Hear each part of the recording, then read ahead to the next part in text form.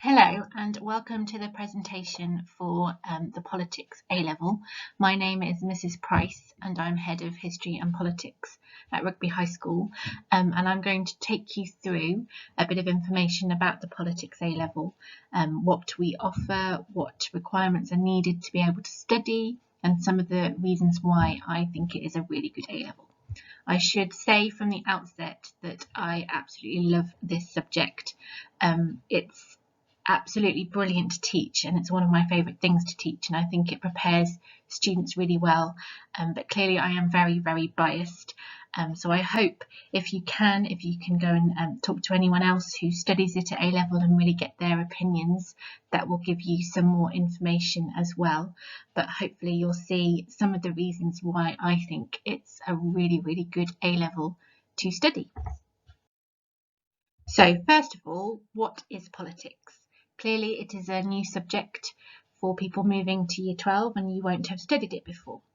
So just to go through a few of the things that it covers. First of all, the course will think about where power lies. So who in our country actually holds power, in theory and also in reality, and does that change over time? Is it Dominic Cummings, for example? We also think about who should rule. So we look at obviously where the power lies, but who actually should have power. So in this country, there's been quite a few tussles in recent years between Parliament and the executive, and the Supreme Court has had to look at who actually has the final decision. And we also really interestingly look at how individuals are protected and what rights they have. And in this country, under Tony Blair's New Labour, there was massive change in terms of legislation for how our rights are protected. But who actually protects them? Does the government do a good job at protecting them? Do we rely on the judiciary, the Supreme Court? Are actually our rights better protected by the work of pressure groups, with things like free school meals at the moment in the news? Who actually make sure that our rights are protected? We also think about how we are governed and what is good for democracy. One of the things that we look at in a lot of detail is how democratic our political system in this country and in America actually are. And what actually improves democracy. For example, has it helped democracy that we have devolved powers to Scotland? Having the referendum on Brexit, was that good for democracy? So we debate all of these issues. One of the other things that politics covers, and this is quite new since the changes, is we look at the different ideologies. So we look at conservatism, liberalism, socialism and nationalism. And we look at the actual theory behind the politics. So we look at things like human nature and how people actually view humans. Do some people view them as selfish bodies, or do people actually think that we have the capacity to come together and share different things? So that's some of the things that the politics course offers. In terms of the skill, Politics A-level is brilliant for developing skills that are really useful in all walks of life. Clearly, by the nature of what we study, debates are a big part of the course, and even in COVID restrictions at the moment, we are still managing to have some quite interesting, quite heated debates about different areas. Some of the other things are things like analysis, but also making judgments. Not just saying, I think we should vote for this party, but basing it on evidence. So, for example, making judgments about whether there is enough evidence to support 16-year-olds getting the votes, and basing it on looking at all of the research, all of the commentary, and coming to reasoned and substantiated judgments. This course as well, one of the key skills that it's brought in is the ability to make comparisons. We make comparisons between different political institutions in the UK, but also between our political system and the American political system. Politics is an essay-based subject. So clearly, if you don't like writing, it's probably not the course for you, but it is a really good way to develop your ability to write coherent arguments and back them up with that evidence. We also, because of things like voting behaviour and electoral systems, we have to do a fair bit of analysing statistics and seeing how things change over time. So moving on to this specific A-level, the exam board that we use is Edexcel, and there are 3 papers across the whole A-level. There is no coursework in the politics A-level. The 3 papers are sat in the summer of year 13, and each paper is 2 hours long. Paper 1 covers UK politics. So we look at things like our democratic system. We look in detail at the role of the media plays in influencing how we vote, how we feel about government, the actions government takes. So, for example, we look at the role of Rupert Murdoch and the influence of his newspapers on how people vote. We also look in depth at the different political parties we have in this country, both mainstream and not so mainstream. We look at the influence of parties like UKIP, the Liberal Democrats, the DUP. We compare the actual policies of the main parties and actually ask, are they offering the same thing, just in a different way? We look at how parties have changed over time. So we might think about the influence of Corbyn on the Labour Party and how Keir Starmer, the current leader of the Labour Party, is perhaps shifting the party back towards the centre ground to try and get more votes and win an election. We also consider the electoral systems we use in this country. So currently, for our elections to Parliament, we use something called the first past the post voting system, which many people argue is unfair, as parties who still get a lot of the vote don't get any seats in the Parliament. So we look at what systems we use, what systems we should use, and come up with analysis about that. We also look at things like voting behaviour, whether age, gender, background affects how people vote, and again, the influence of the media on this. So that's all on paper 1. Also on paper 1, we have the ideology section. So we cover conservatism, liberalism and socialism. And on the paper, you get a choice of 2 ideology questions, which can be on any of these ideologies, and you just have to answer 1. So we look at some of the key thinkers and their ideas behind this. We look at their views on society and how society actually works. We look at their view on the role the state should play. So should we have what some people might refer to as a big brother state constantly telling us what to do, or should we have a state that just leaves us to it and lets us get on with things unless we're causing anarchy? So we look at some of those debates. So that is paper 1 of the A-level. So on to paper 2. Paper 2 is all about UK government. So some of the things that we cover on this paper are the UK Constitution, or lack of one.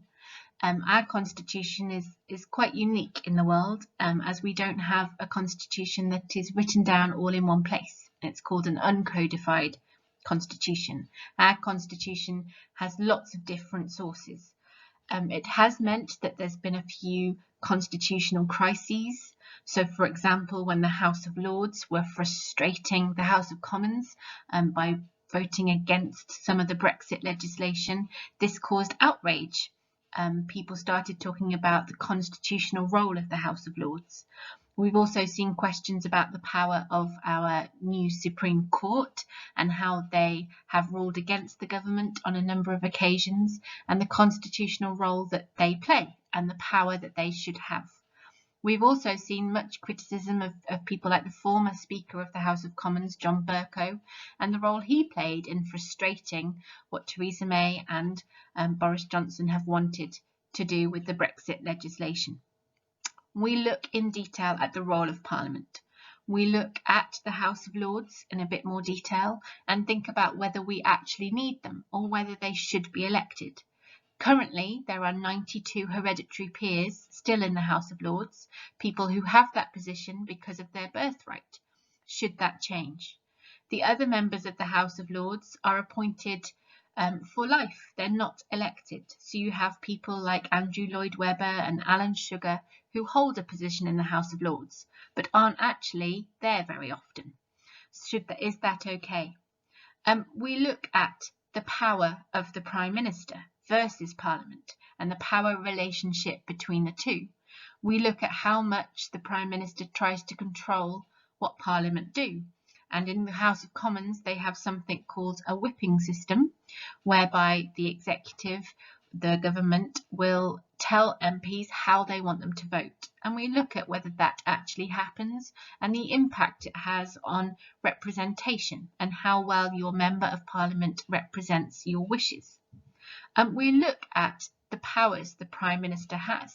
Has the Prime Minister become quite presidential? How powerful are their advisors? So people like Dominic Cummings, how much power does he actually wield? We also look at the relationships between different branches of our government. So we look at things like the relationship between our Westminster Parliament and devolved bodies, for example, the Scottish Parliament. We look at the relationship between the UK and the European Union and how that's developed over time and how it's changing now we are leaving the EU. There is also an ideology section on this paper, and there is the ideology that we've chosen to study is nationalism. And again, you get a choice of 2 questions on this ideology, and it covers things like how much has nationalism, has a pride in one's country, really shaped political views? Has it been a force for good? Has it actually caused great racism and resentment and caused great problems in countries? And finally, paper 3. This, I think, is my favourite paper out of the 3 because we cross the pond and we go and look at the American political system, which clearly at the moment with characters like Donald Trump is quite interesting to study. We again look at all of their political institutions, so their constitution, the way their political system works with states having quite a lot of rights. We look at the relationship between the American president and the American legislature, the US Congress. How powerful is the president? Donald Trump, with his tweets, would suggest that he is very powerful, but in reality, is that the case? We look at the impact of the political system and political decisions on things like the civil rights movement and on how democratic the country is. We look at how Americans vote. Clearly, there's an election about to happen in America, and we look at things like where they live, how old they are, their gender, their background, their education, how that all impacts how they vote. We look at how Donald Trump was able to win the 2016 election, even though he did not win the most number of votes. We also look at the role that pressure groups play in America. So there's a pressure group called the National Rifle Association, the NRA, that has stopped the American political system passing gun control laws, despite the huge number of gun crime that happens in the States. And they spend a lot of money supporting politicians to make sure that legislation is passed that is favourable to them. And we look at the role pressure groups play in controlling the political system.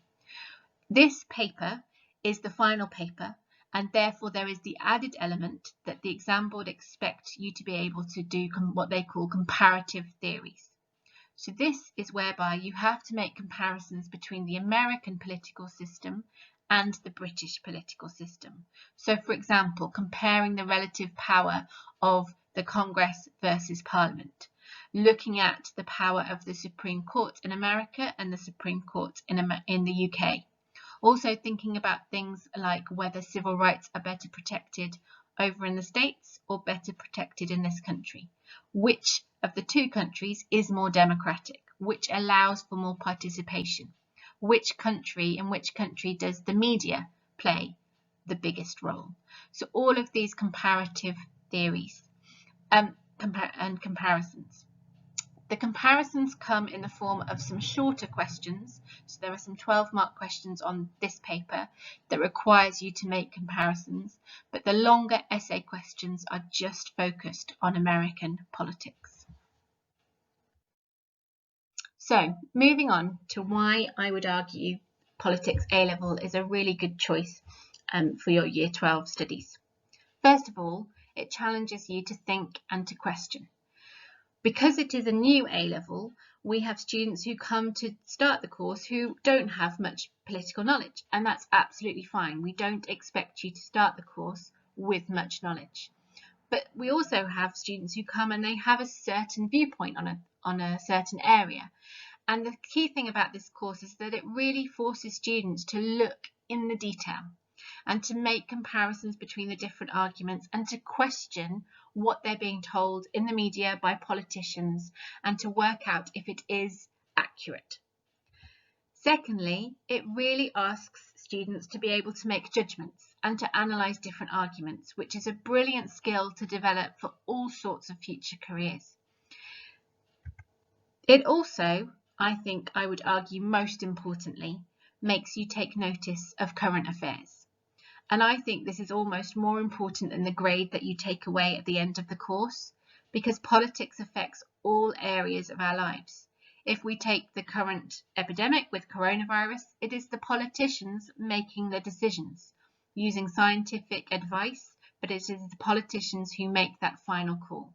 So having a knowledge of current affairs, having an understanding about how decisions are made is really, really crucial to the rest of your life. It's also really nice to see students get so involved and so interested in the subject. It's a subject that takes on a life of its own, and students will come in and have questions about different political systems that are not on the course, but that they want to try and understand and compare. So it is definitely one of those subjects where the enthusiasm catches you really early on. It works really well with other subjects. Clearly, it's an essay-based subject, so it works really well with other essay-based subjects because you're developing a very similar skill set. So subjects like history, sociology, English. However, we also have quite a few students who study it alongside the sciences or maths. And as I said, politics is an area that affects all areas of life. So students who want to go on and study medicine, for example, take politics as well because politics really affects the development of medicine and healthcare in this country. We've also had it over the years, quite a few students take it with languages. The languages courses have involved some political awareness of different countries, and it can really help with that as well. It is genuinely a subject that works well with any combination, but I would think really carefully about the subjects you take. If you're not studying any other essay subjects, you need to think about how you would feel if you do have an essay subject, and if you're taking all essay subjects, how you will feel having essays due every other week because you're doing all the essay subjects. So it is worth thinking about the combination of subjects you take. The other point I would make is that students do achieve really highly in this subject. So over the last 2 years, we've averaged 50% A star to A grades and 100% A star to C. And I think one of the things we can say as a department is that we're really proud of the work our students do.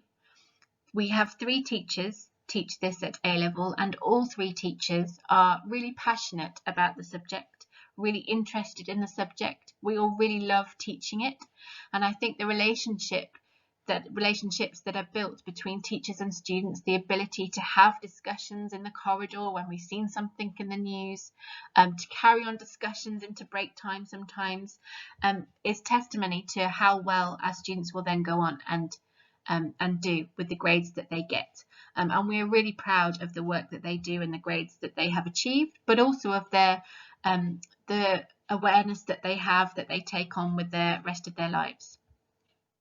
It's a really fun subject. As I've already said, it's one of my favourite things to teach. The lessons are really fun and fast-paced and interesting. It's not a subject where we just sit and take notes or where we sit and the teacher just explains things at the front of the class. It is a subject where we debate, we discuss, we look at different evidence and different newspapers, we hear from different politicians, and it is a subject that through Student Voice we can see that students really enjoy. Another piece of evidence to show that is the fact that we have a large percentage of our students go on to study a politics-based degree when they go to university, because it is a subject that just gets under people's skin. It really is a subject that people they start it and they're not sure what it will be like, and within a few months they're just really interested, want to ask more questions, want to understand more.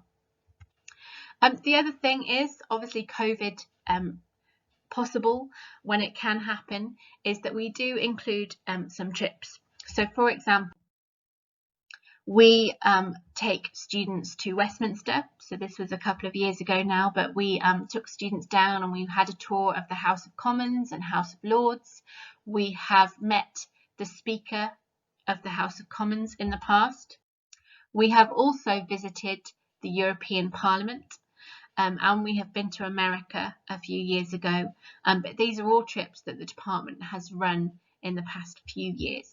We have also had speakers come into school, so John Bercow paid us a visit. We've had members of the House of Lords come and speak to us about the work the House of Lords does. We also have had the MP for Rugby, Mark Pawsey, come in and take questions from students about his voting record and how he reconciled his views on Brexit with how people in Rugby felt, and the students did us proud. They gave him a really good grilling, and it was a really fun and good and detailed discussion between them. So moving on to the requirements to study politics. As I've said, you won't have done this subject at GCSE. It is an essay-based subject, so we therefore ask that you have at least a grade 6 in English. We have included that we would like you to have an interest in current affairs. This does not mean that you need to know the intricacies of our political system.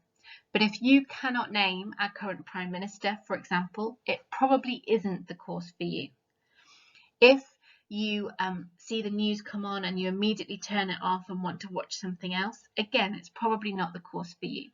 But if you have an interest, if you know some of the key politicians, that is absolutely enough to be able to do this, and your interest in current affairs will just grow and grow as you continue to study. An enjoyment of debate and discussion is really important. This does not mean it matters if you are a very quiet student. That doesn't matter at all. Probably by the end of the Politics A-level, you won't be, but the course is based on discussion and debate by its very nature of what we study. Some of that discussion and debate is whole class, some is in smaller groups. So an ability and a willingness to be open-minded and to have discussions about what is going on. A good memory is really useful for the Politics A-level. In your essays, you are expected to support arguments with detailed evidence, with examples. So a good memory to learn statistics and dates and names of key politicians, for example, is really helpful. So all that's left for me to say is thank you very much for taking the time to listen to this presentation. I hope I have answered questions you have. If there are any other questions that you would like to ask about this A-level, please do email me at the email address on the slide, s.price@rugbyhighschool.co.uk, and I will get back to you as soon as I can. Thank you again for your time. I hope you do consider it as an A-level. As I said, I think it is a really good choice, and it's a really good, fun A-level to take, which really develops skills that you can use in all areas. Thank you very much, and I hope to see some of you next September.